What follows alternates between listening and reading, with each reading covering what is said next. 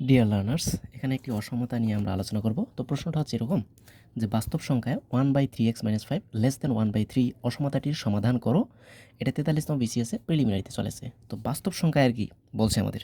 তো বাস্তব সংখ্যায় বলতে আমাদের যতগুলোই আসুক না কেন সবগুলোই হবে, অর্থাৎ কাল্পনিক বাদ দিয়ে যে কোনো সংখ্যা হতে পারে। তো চলুন আমরা এটাকে সমাধান করি, তাহলে আমরা বুঝতে পারবো যে কী হচ্ছে কন্ডিশনটা।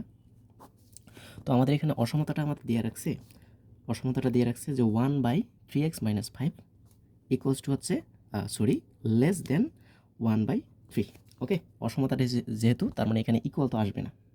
তো লেস দেন হচ্ছে 1/3। তাহলে এখানে আমাদের কাজ কি হবে?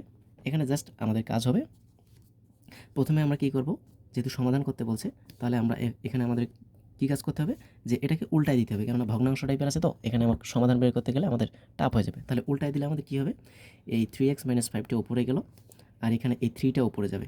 যদি উল্টায় দেই, অর্থাৎ বিপরীতকরণ করি, তাহলে অসমতার চিহ্নর পরিবর্তন হয়ে যাবে, অর্থাৎ এটা লেস দেন ছিল, এখন হয়ে যাবে গ্রেটার দেন। ওকে, তাহলে এখন আমরা কী কাজ করব, 3x গ্রেটার দেন -5টা ওপাশে নিয়ে গেলাম, তাহলে 3 + 5 হয়ে গেল।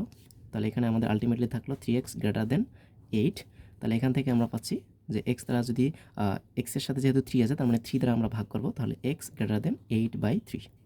তাহলে এখানে আমাদের এক্সের মান হবে 8/3 এর চেয়ে বড়।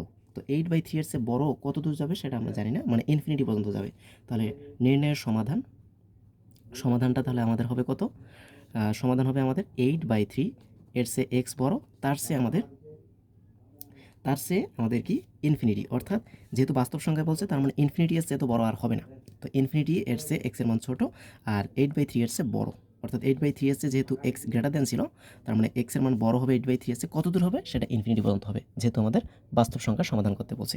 তো এই হচ্ছে আমাদের নির্ণয়ের ফলাফল। আশা করি বুঝতে পারছি। ধন্যবাদ সবাইকে।